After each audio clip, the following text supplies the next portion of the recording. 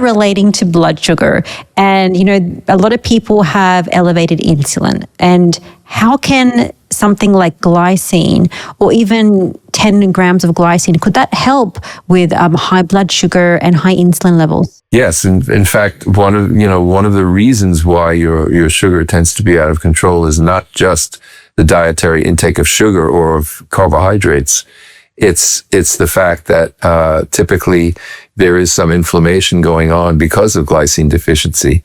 Right in the pancreas, in the islets of the pancreas, in the visceral fat tissue. The more of which you have, the more prone you are to diabetes.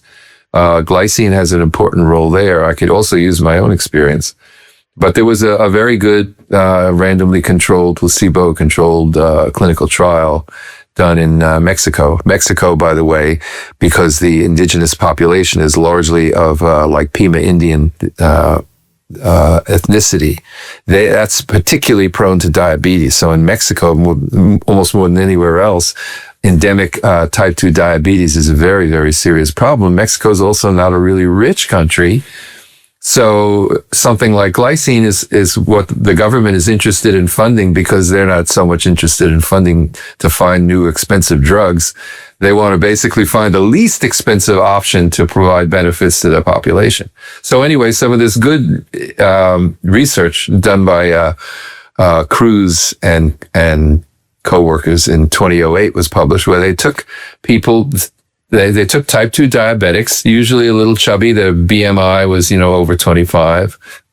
And they took some diabetics and gave them either glycine or a placebo 3 times a day, 5 grams. So that's 15 grams a day for 3 months. And they found that all kinds of inflammatory markers were decreased. But also, one of the problems with this study is they didn't publicize their most important finding well enough. It's in the itty bitty small print in a table, showing you that the hemoglobin A1C, which is the gold standard marker for diabetes because it shows you an ongoing chronic level of sugar in your blood, that it took the beginning level from 8.3, which is diabetic, down to 6.9, which is right borderline, almost normal. And in 3 months, it actually took down the A1C. And by the way, I have a lot of customers that report the same kind of thing with their A1C. I had also myself. I was always in this area of impaired glucose tolerance, creeping up back in the, in the 90s and the early 2000s, until finally my fasting glucose tripped up into like 129. Anything over 125 is considered diabetic.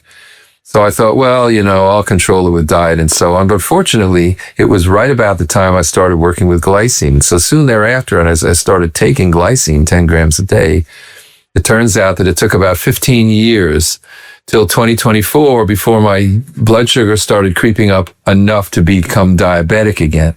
Well, I knew I had to lose 20 pounds, and that helped. But in this study in Mexico in 2008, not only did the hemoglobin A1C go down from 8.3 to 6.9 on average, and very significant in the glycine treated study group, but they didn't lose a pound because we know that if you have type 2 diabetes, if you lose a lot of weight, the diabetes will go away. This is not news.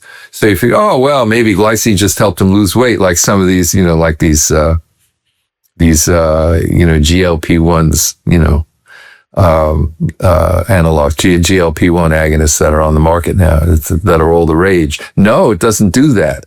It just lowers the inflammation. And so the whole insulin resistance syndrome, this whole metabolic syndrome, is calmed down because that has to do with inflammation. So, but the weight, the weight has to do with it. Glycine has to do with it. Genetics has to do with it. But again, glycine is so fundamental. It's kind of in there in the works of just about everything that happens. And if you're deficient in something that is virtually universally needed for almost everything that goes on in your body, all kinds of processes are going to suffer and not be functioning exactly right. And that's what happens with the lack of glycine. Now, as we have discussed,